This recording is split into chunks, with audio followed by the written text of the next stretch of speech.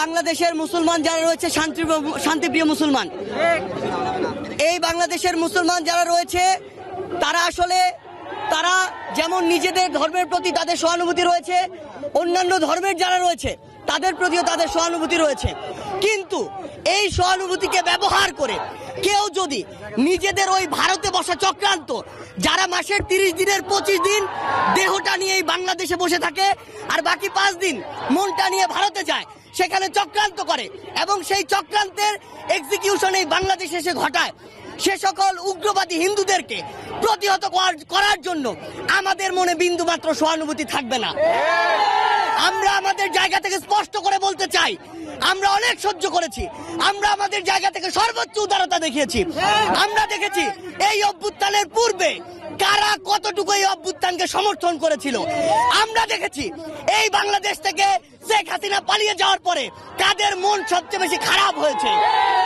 আমরা আমাদের জায়গা থেকে স্পষ্ট দেখেছি যখন এই বাংলাদেশে অভ্যুত্থান পরবর্তী সময় একটি অস্থিতিশীল পরিবেশ হওয়ার কথা ছিল, তখন কিভাবে আমাদের এই মাদ্রাসার ভাইরা ওই মন্দিরে গিয়ে পাহারা দিয়েছে, কিভাবে 5ই আগস্ট রাতে সারা রাত ওই মন্দির পাহারা দিয়ে সকালে ফজরের নামাজ তার সামনে রাস্তায় পড়েছে।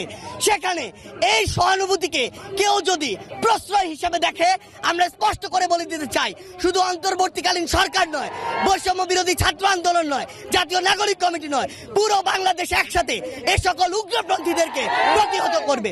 আমরা আমাদের জায়গা থেকে স্পষ্ট করে বলতে চাই, এসব ইসকনের নামে যেসব উগ্রপন্থীরা বিগত 16 বছরে অসংখ্য অপকর্ম ঘটিয়েছে, ফ্যাসিস্ট আওয়ামী লীগ এ সকল অপকর্মকে মানুষের সামনে আসতে দেয়নি।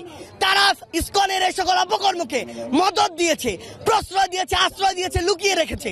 কিন্তু তাদের চরিত্র কি, তারা কিভাবে মানুষকে জবাই করে, এই দৃশ্য আমরা গতকালকে দেখেছি।